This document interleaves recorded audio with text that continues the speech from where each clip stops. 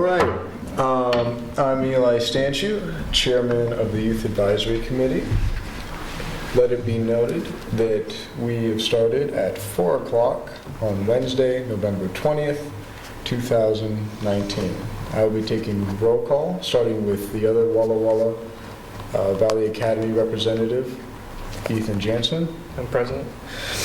Then the College Place High School representatives, Samantha Valadares. I'm present. Neil Wright, not present. Juliana Hoffman. Present. Eric Welch. Present. Staff, John Ricardo. Present. And absent Mike Rizzatello. All right. If you can see it, the second thing on our agenda is to approve the minutes from our last meeting. As you can see there is our minutes on that document there, including the 5 motions that we made. Does anyone have any objections or opinions to those minutes from what they see there?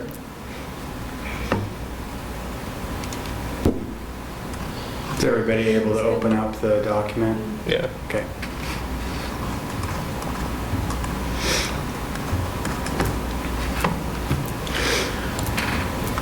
So what we need to approve the minutes, if you're not familiar, is one of you would make a motion to approve the minutes, and then you would have a second by another member, and then you would vote.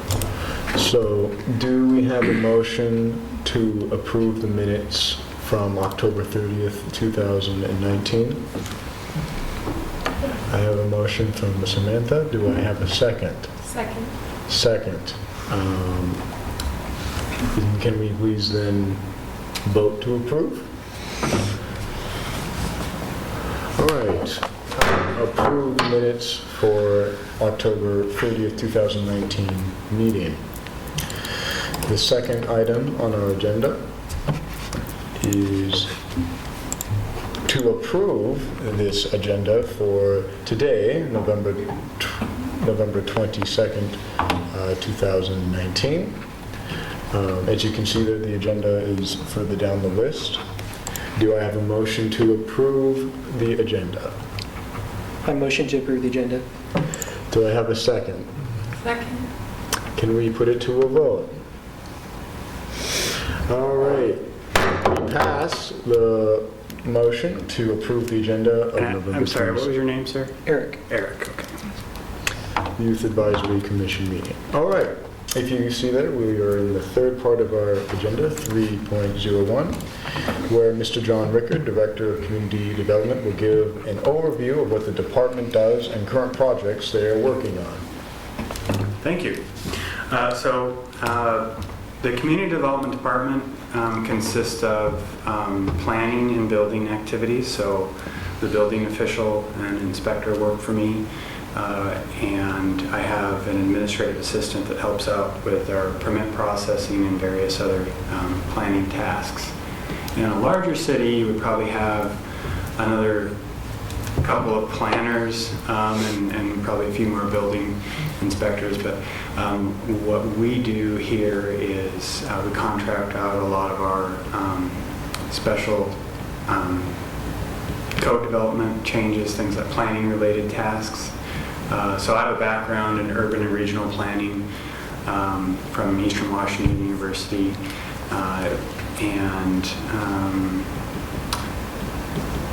so we're a small department, so I wear a lot of hats. I also handle facilities, so if we have a remodel project going on at one of our buildings or just any various little thing, a furnace needs to get replaced, I coordinate that and get the estimates for those sort of things. But one of the larger projects that I've worked on recently, in 2018, because we're a growth management state, meaning that we regulate how much growth can occur, within and outside of the city limits. We have every 7 to 8 years we are required to update our comprehensive plan, and we plan for a 20-year growth window. So there's the Office of Financial Management that does projections based on our current populations and then allocates additional growth to cities based on current growth trends. And then from that, you would analyze your existing available lands within your existing city limits, and you have these areas called urban growth areas. So it's areas that are not within your current city limits, but you're planning on growing into. So we don't have a lot of urban growth. So if you look at this map here, most of this white and black dotted line is our existing city limits. So we don't have a lot of growth, so we were making an application to expand our urban growth area to the south of Walmart and the high school for commercial and residential growth. We have, you can see some, within the white and black boundaries, you can see some areas that aren't developed. So we have some potential within the existing city limits to grow. And so anyhow, that was all part of our comprehensive plan amendment process, and we completed that in October of 2018. Within that plan, we also identified certain goals and policies for code changes that we wanted to make. For instance, there was a lot of feedback on affordable housing. So we had, there were ways that we had to come up with creative ideas on how to address the affordable housing issue within the city limits of College Place. And the way you work out those goals and policies that you've established in your comprehensive plan is you update your development code. So that's the code that dictates how small or how large a lot can be when you're doing a subdivision, or whether or not where you can put multifamily housing and what your zoning is, minimum lot sizes, accessory dwelling units, things of that nature. So this last year, in 2019, we were working on updating our development code. And so that was a year-long process. I have a planning commission, a 7-member commission that is made up of volunteers that met for over a year, beginning in November of 2018 and through just recently, and the council approved that. And so any questions about comprehensive plans and zoning codes and things of that nature? Some of the things that we did in our zoning code update would be, I mentioned affordable housing. So we allow accessory dwelling units in every residential zoning district now in College Place. So that means that you could put like an apartment above a garage in your backyard, or you could convert your basement potentially to have a small apartment in it. We're trying to encourage smaller units because there's the trend out there is most homes that are built are 3-bedroom, 2 baths, but there's a demand in the market for like apartments, 1-bedroom studio apartments, but there isn't anything on the market. There's not a lot of stuff on the market for that. So these accessory dwelling units are designed to keep them small and hopefully fill that niche. Another thing that's been a hot topic around the valley is vacation rentals. I don't know if you follow the newspaper, but Walla Walla, they because of the whole wine industry, they've had a lot of homes that have been converted into vacation rental by owners, and they clamped down on that. We hadn't seen that much demand prior to Walla Walla's zone change, but we were starting to see that pick up in the years since they made their changes, and so we haven't eliminated it or prohibited it, but we put some standards in place to make sure that we have good neighbor practices where, we don't have nuisance related to activities, parties at night and loud noises and people parking where they shouldn't be and things of that nature. So some of the projects that I've been able to, like the actual projects that you'd see go up most recently, like the Hop Thief, which is a tap house where you can pour your own beer if you're of age, and they're also going to have, it's a restaurant, so they'll have food there and it's going to be family friendly. It's not like a bar. So that's nearing completion. We have received word that Burger King has signed a contract to purchase ground actually right next to the Hop Thief, so I'll be working through the building and planning process on that to get them approved for construction in the coming year. You probably read in the paper, heard that Goodwill is coming to College Place. They're going to close their downtown store in Walla Walla. They'll be locating in that lot north of Home Depot, next to Banner Bank and the Valvoline oil change place.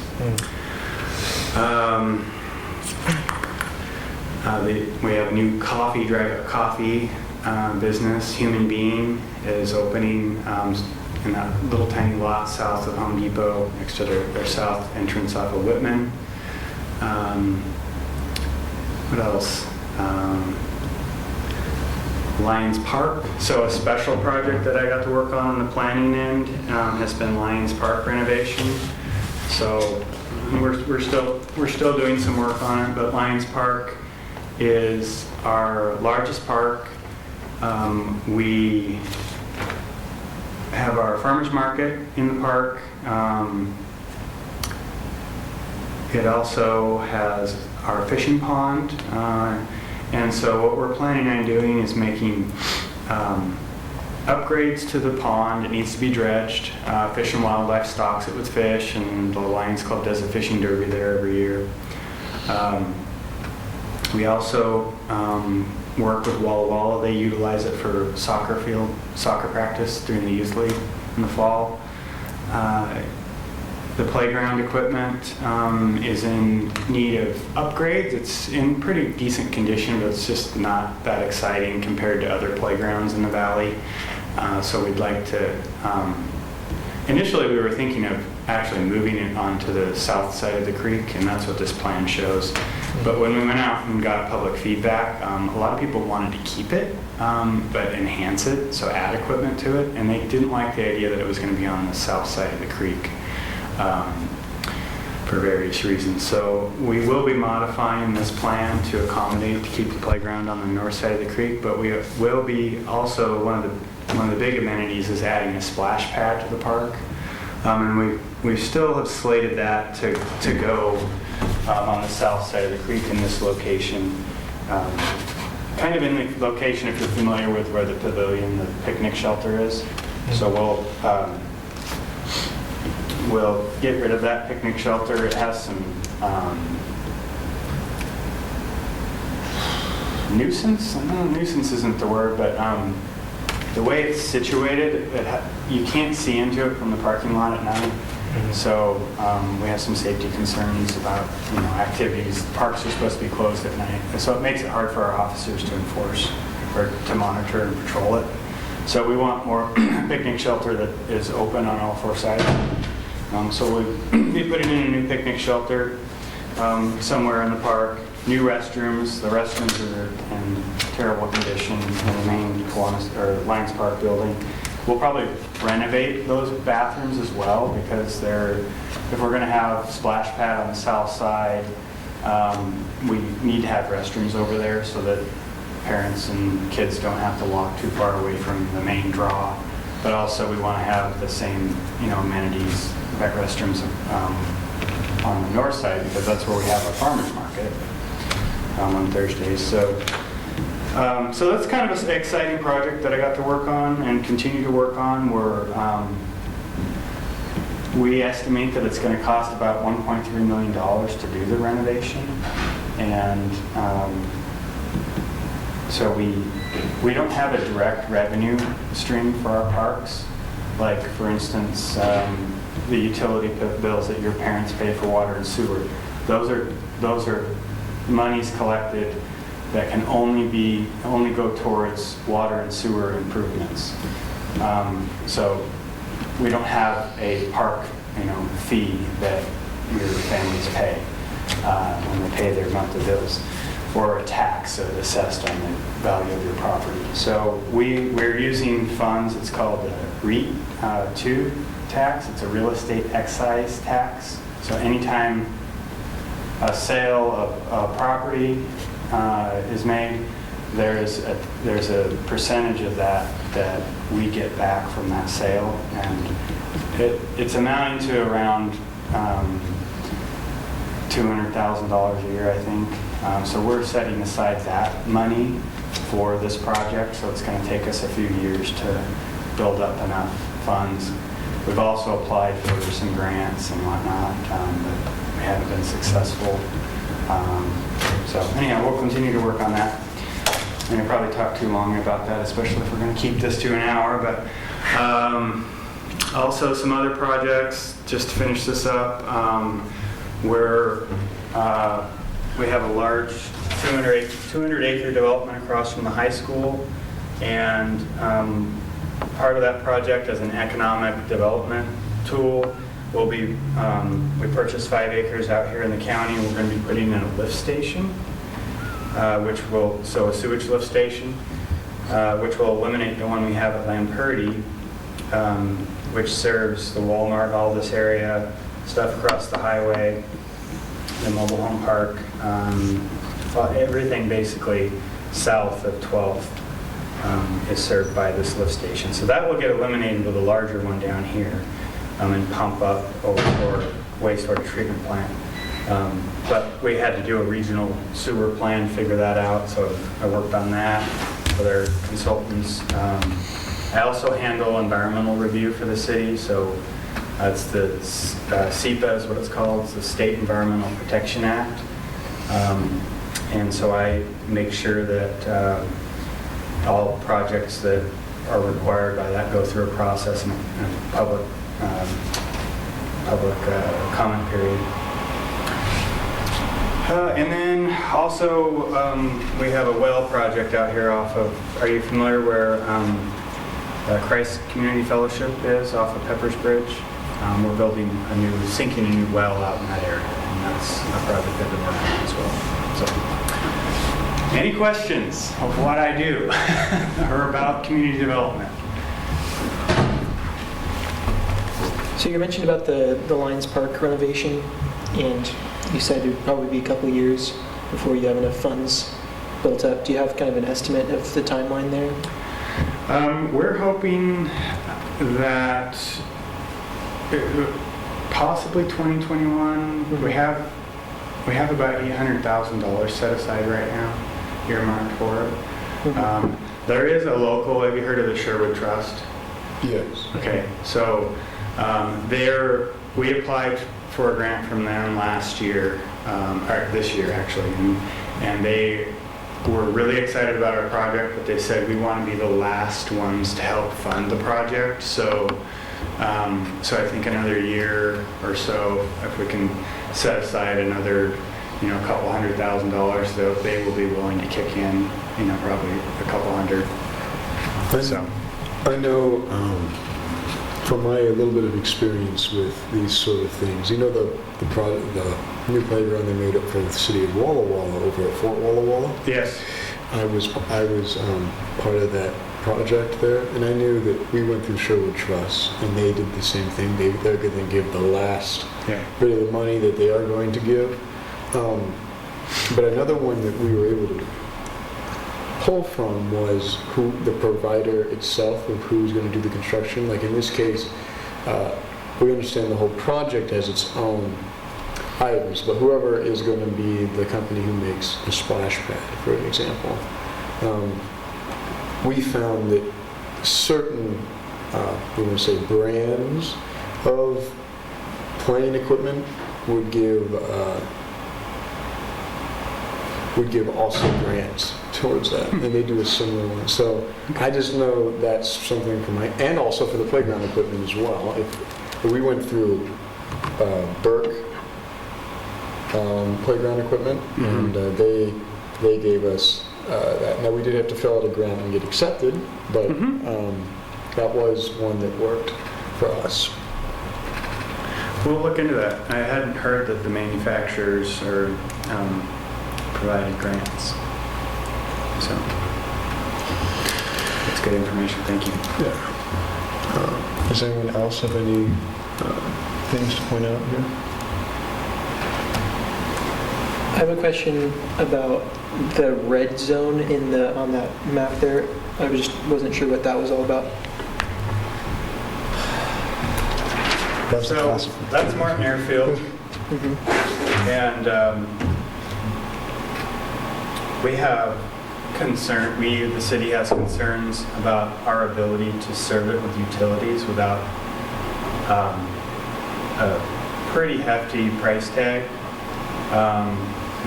So I mentioned that, down here we're gonna build a lift station, and I use the word economic development.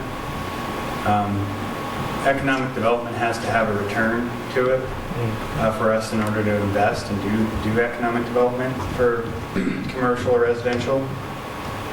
And out here, Martin Airfield, we have had it zoned in we had a land use assigned for light industrial. But when that was assigned back in like 2004, the city hadn't really gone through the feasibility study to determine how and what it would cost to serve utilities to this site. We've since done that, and because airports have overlay zones, they have height restrictions and how close you can build the runways, we determined that there was very little ground out there that we could do much with.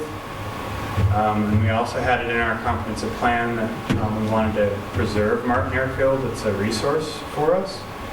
So if we were to zone it appropriately and provide water and sewer for light industrial activities out there, it would likely, one, there wouldn't be very much ground available to do that, and two, it could have an impact that was negative on the airport functions. So we made a proposal to the county, which controls the urban growth boundaries, to pull that property out of the UGA and reallocate that 216 acres to other areas, this green area in particular. And we were unsuccessful with that proposal. The county denied us. So we were going to do commercial down here and residential in this area. We're appealing that decision that the county made. There's it's called the Growth Management Hearing Board, and so it's a very legal process. Our city attorney is involved, and so we don't know what the results of that are going to be. Now, from my understanding, in the red zone, there's more than the airfield and the airfield facilities, because from my understanding, there are like 5 or 6 houses there too, right? Residences, right? Yeah, I don't remember what the exact count is. But there is residential, maybe 2 or 3 residential units out there, and they're owned by different individuals, not. It was like the personal, like family. Yeah. David Cheney was the owner of the airfield and a good chunk of the land to the south. It's since been sold to Michael Corliss, he owns a winery in town. He was a very successful developer in the Seattle area. He's done those commercial buildings on the north side of the highway near Clinton. I think it's Clinton Street. We don't know what his plans are. We've met with him a couple of times, but he's holding his cards pretty close to his chest.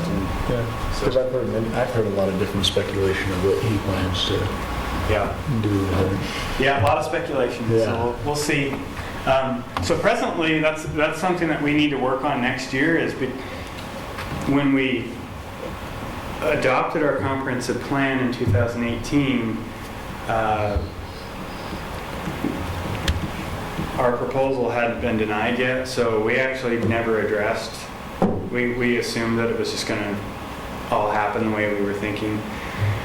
So even though it's still in our urban growth area, we don't have a land use assigned to it. So because we didn't address land use comes from your comprehensive planning, so we have to go back through that process, and hopefully the current owner will know what he wants to do with it, and he can help guide us in determining what the best use is for the land. Okay. Anything else?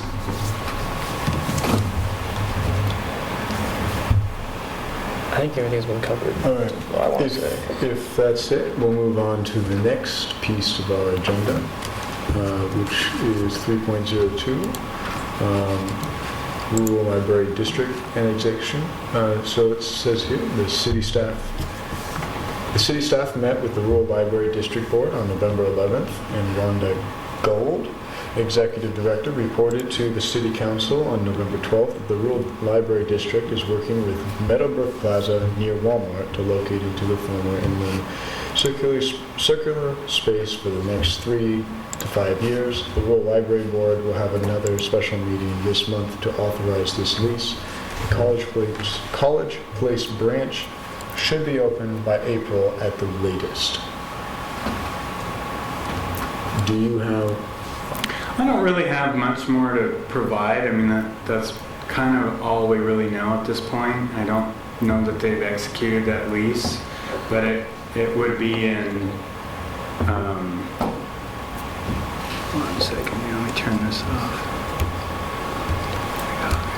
Is that April, this coming April? Yes. Yeah, so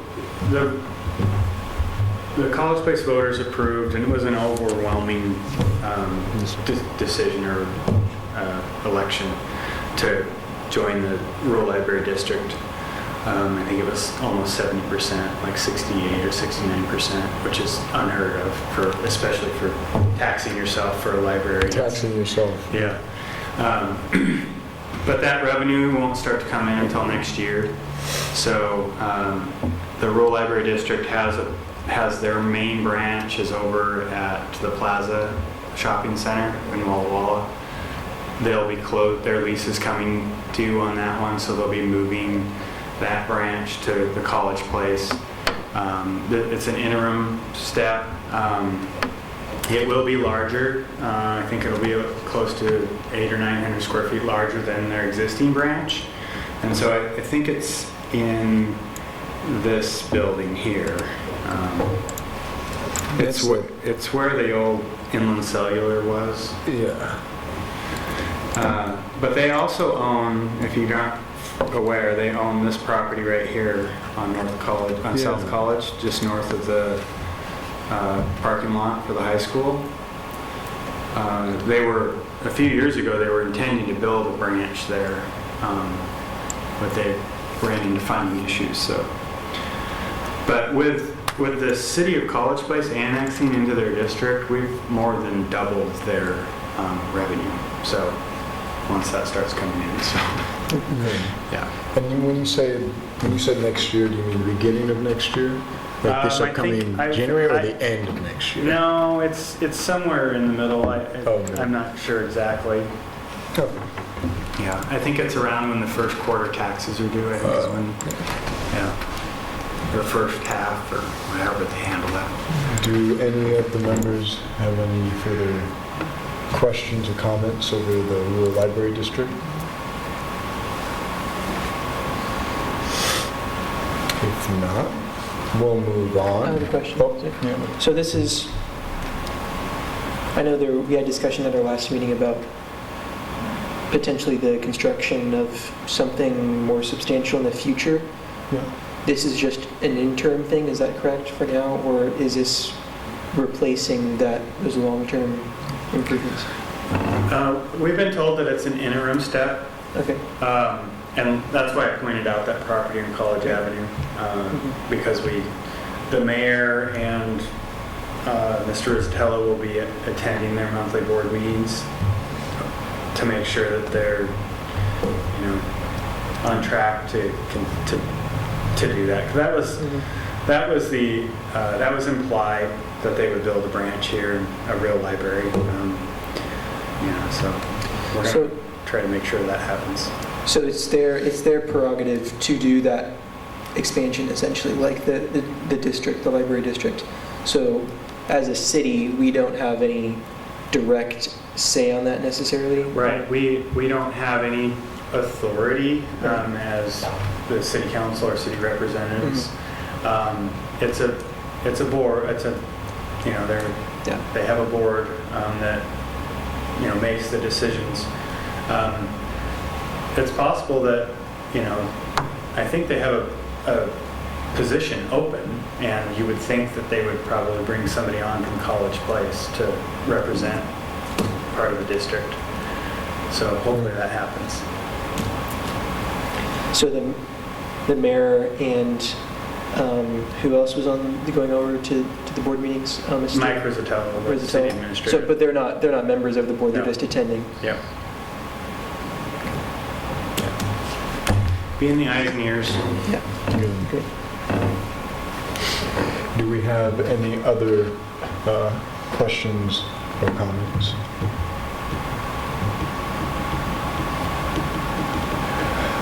So this temporary location is just like 3 to 5 years until a more permanent location, hopefully. Yeah, that's what they're saying. Yeah. Okay, and that's okay. So we're sticking to that. All right. Moving on then to our next piece of the agenda, the recreation programming. Here you'll find the rec plan document.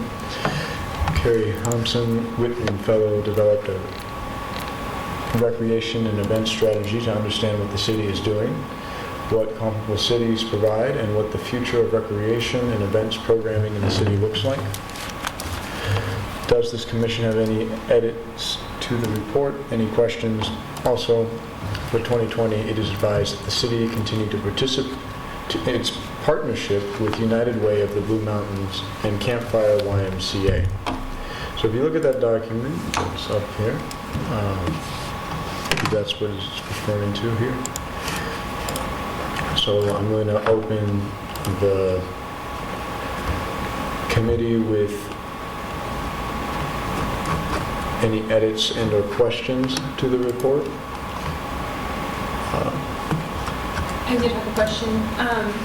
So in 2018, the university department of the city to host the block party. And from my understanding, it didn't happen last year. Why exactly did it happen? Was it just not popular, or is it funding? I don't have an answer to that. Okay. I don't know. I was just curious because I really enjoyed it. It was my freshman year that it happened. I really enjoyed going. So. Maybe we can put that then, we can mark that down as an inquiry that this committee would like to make. But do we have a motion to inquire about that? You don't need one. I'm making We're good notes and enough. I'll We're good have enough for Mike that? follow up with you. Okay. I will say regarding that year, there was a member of the student association who was very proactive, Tim Kosaka, and I think he was kind of one of the driving forces behind that. And so whether that's something that the city wants to take action on in the future to help head that on, I don't think we'll have consistent effort from the university's part to do that probably, but I did enjoy that event too though.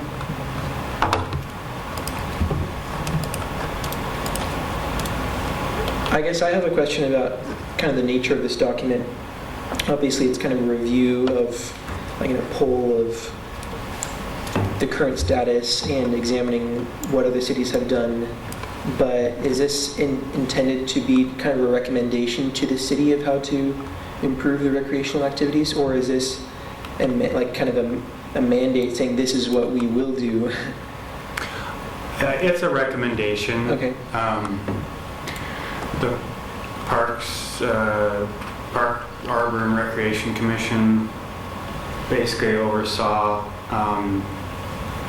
the development of this. They met with Carrie a number of times, and she presented a different, what different communities were doing, and that's kind of how it evolved.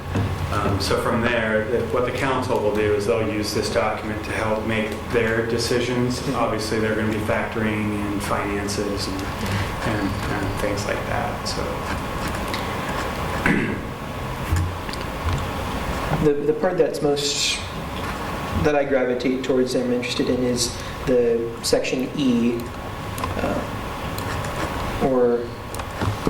section E, future direction. And it says that here that the city has, as of 2019, the city has some revenue, this is on page 31, has some residue to help underwrite some of the events, such as the lodging tax money. Is that kind of tying into what you were talking about before? That's not associated to the REIT thing you're using for park? no, that's different. So lodging tax is revenue that we would collect from vacation rentals or if we had a hotel. Okay. So that's one thing I didn't mention to you. We are working with a hotel to locate down at the Meadowbrook Plaza site. Nothing's been inked yet, so I don't have any names to drop.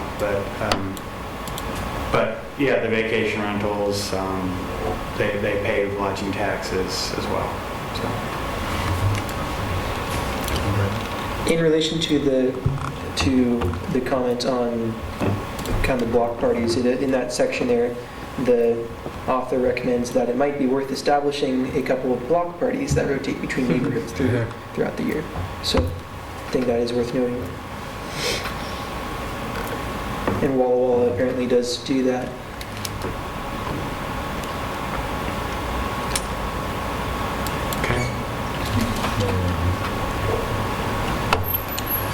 Yeah, they I think of late they've been utilizing, when they do a new road project, they turn that into kind of a community event, block party to let the community and the kids get out there, ride their skateboards on that fresh asphalt and, bring in lots of, food vendors and stuff, and that is pretty cool. That's cool.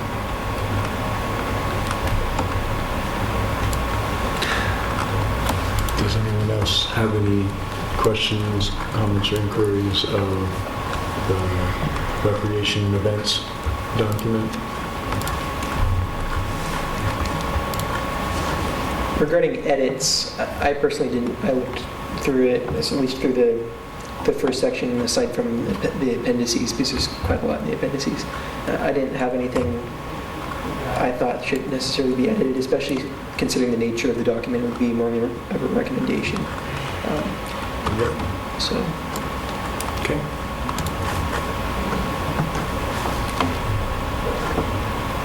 I move to accept this report. Do we have a second? I second. Then we'll put it to a vote. All those in favor of accepting the report, please raise their hand. It's passed with 5-0. Yeah. No, sorry. I was making sure you saw my hands. Yeah. And so it is passed with 5-0. Next on the agenda is new business College Place Winterfest. The final event of 2019 is College Place Winterfest is to be held on Thursday, December 5th. We located musical entertainment. We still are looking for additional parade entries.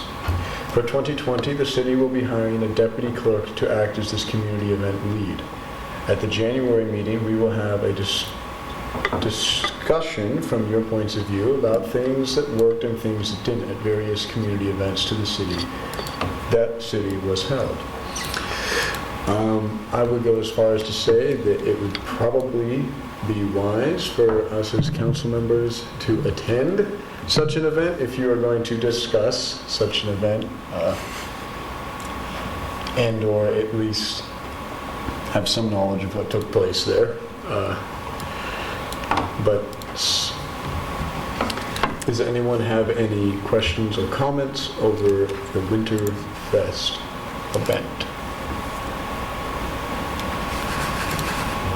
Is this something that's being advertised, especially in regards to that they're looking for entries? Like looking for entries?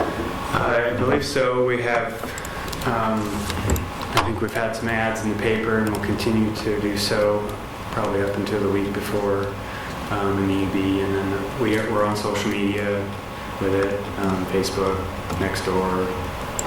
So I'm sure we're communicating with the schools, anybody that was in it in the past, who registered, we have all that information. So we have an email list and that kind of stuff. So yeah, we're doing our best to make sure it turns out to be a great event. I would encourage you guys to talk to your classmates and put an entry in. It's fun. And I work it as a volunteer, and I usually run the signing desk. So it's just a fun event. I mean, the floats are great, and it's fun. What kind of things do you guys do during the lunch festival? Like what kind of things? What kind of other things that we do? So usually, at the very end, of course, it starts with the parade. And at the end, the Santa rides on the fire truck, and he comes back to the fire department. We usually have hot chocolate and cookies. We will have food vendors there. So I think we're going to have some small kid activities. It's not a super long event at the fire department, so.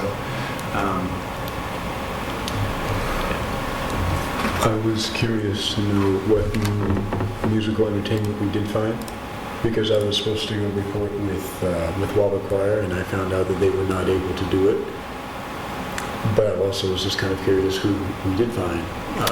I don't have that information, but I imagine it's somewhere here, but I haven't seen it yet. Our city clerk, Lisa Neisel, would be able to answer that because she's the one that is coordinating all this. We have a draft schedule. I do see it says Carol's James D. Kendall, but unless that means 4 to 6:30. maybe that just means that he's just gonna sing carols, and that's fine. But I also think that might mean that he's just looking for people.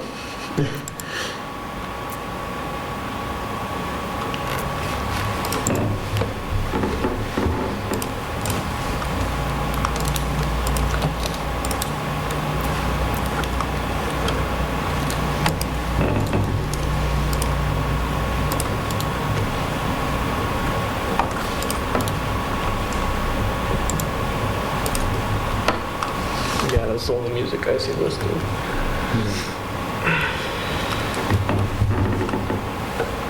So, I trust that we'll be using it. Is there any further questions and or comments towards the Winterfest document? It's Looks like Santa's getting paid $100. Can I be Santa? yeah, it does look like that. Are the vendors like food trucks or local businesses? I think it's going to be food trucks, and a lot of times Rogers Bakery, they'll do something. Hopefully we'll have, I know we're going to have the guy that does the pizza in the fire engine. Yeah, pretty sure he's going to be here. Probably the coffee, it's in the coffee pot. Those people will be here. This is fireworks at 4th and Oh Davis. yeah, gosh, I'm sorry. I totally forgot about the fireworks. So we do the tree lighting, and then I think after the tree lighting at 7, there's the fireworks, and that usually is over at the old Davis school site, so down 4th Street, and that's super fun. If you haven't attended that event, that part of it, it's a lot of fun. they usually put on a pretty good show.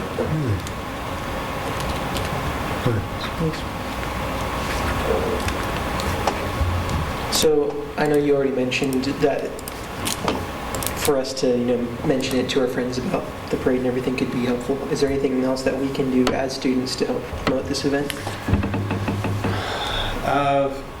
Go on Facebook and like it. And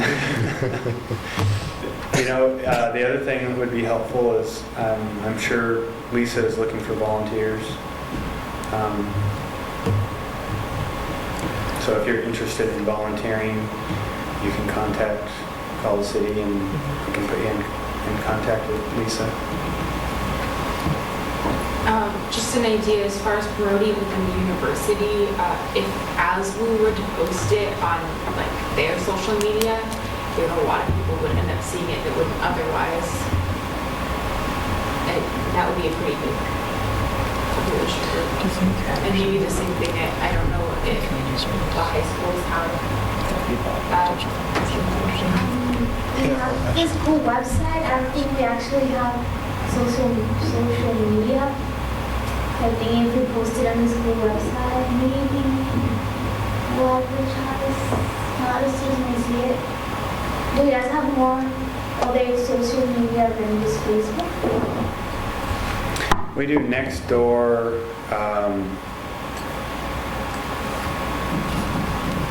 There's another one. I'm not really into social media. I'm that age. I'm in between the. I'm not a boomer, but I'm not.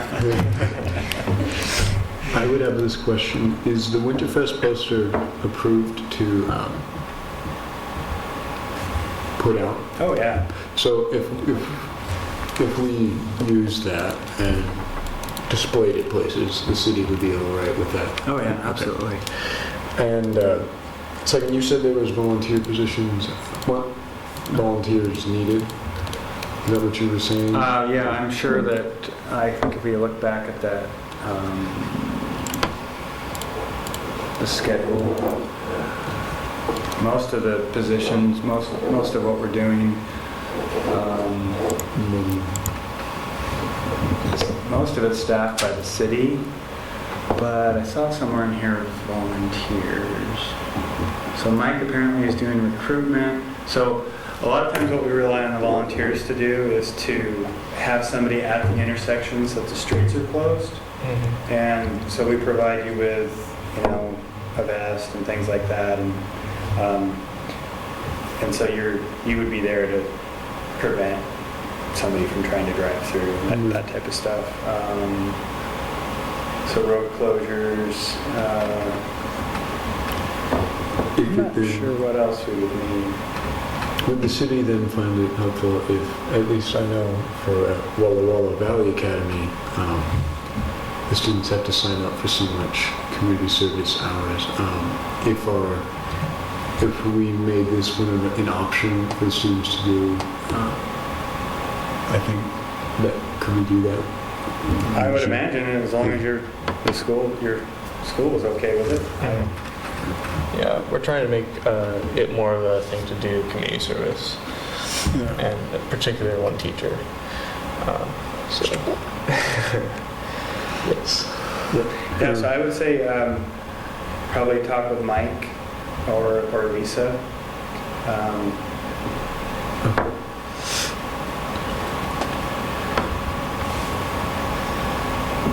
Okay.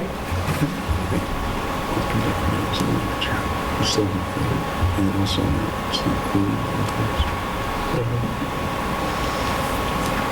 is there any other comments or questions? I guess a natural question for me to ask is, have there been any posters posted, especially for my context, on the university campus? Anyone know? Has anyone seen any? I haven't personally seen Yeah. any. Me personally, the only advertisement of this that I've seen outside of here is the sign in front of the city, and via, I want to say my mother follows the city and got an update about it. And so besides that, that's all that I've seen. That could be nice. I don't know if maybe this has already been done, but it could be nice to have posters on the school campuses. Yeah, Whether that's I agree. at WAVA or the university or at, College Place High and things like that. So. I agree. If we were to print off the flyers, would you guys be willing to post them at your respective Yeah, institutions? sure. I know for East Walla, I could get all the posters approved by Walla and put it on campus. Do you have an idea about how many you would want, or is that something that you could communicate maybe through Mike, or?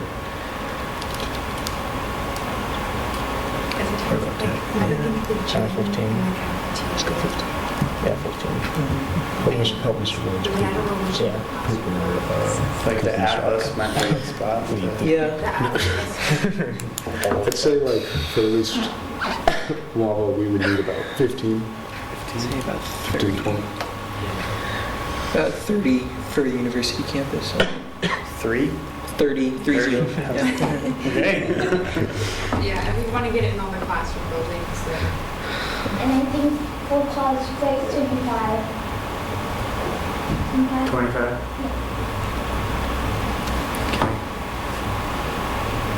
Great. Approve it? No, I'm pretty sure there's already some knowledge at WABA just in particular, because I'm pretty sure our band is in the parade. At least they said we're in 2 Christmas parades, and I was like, well, there's only 2 that I know of that are going to go on here, so I thought it would be that, but it'd be good to get all the people who are not in band to participate. Any other items?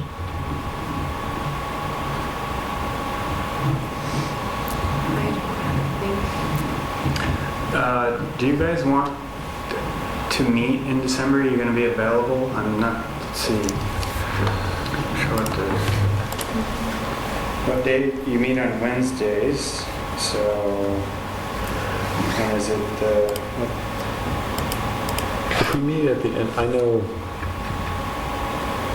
If we meet at the end of the month, obviously that's like right in the holiday season. And if we meet the Wednesday before, that's right before, or also during holiday season. Well, it looks like you meet the 3rd Wednesdays.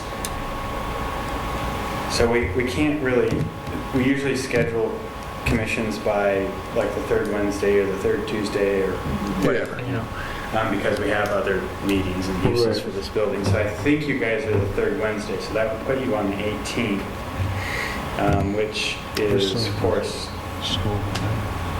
I won't be here. I will not be here either. Yeah. We get out of school, I think, the 12th. The university's a bit longer than WABA, I think. Although, Yeah, they get a longer Christmas break. yeah. If 2 of our members are going to be here, then we don't meet quorum. That's my understanding. I believe our quorum is 4, and we had 1 member who wasn't here, but hasn't been here the last time either. And so I don't predict. so let's just cancel. So, do we need to have a motion to move to have the next meeting in January? Yeah, that would be fine. You don't have to, but yeah, go ahead. Knock yourself out. I move that we have our next meeting in January. Right, second. All those in favor of moving the next meeting to January? Yes. The motion passed 5-0.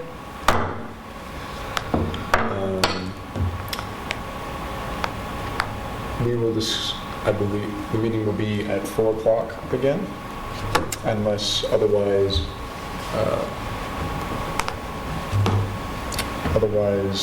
distributed. And I guess, do we have anything else on That is the last item on our agenda. Does anyone have anything still to talk about Winterfest before we move on? If not, then I will say that this meeting is adjourned.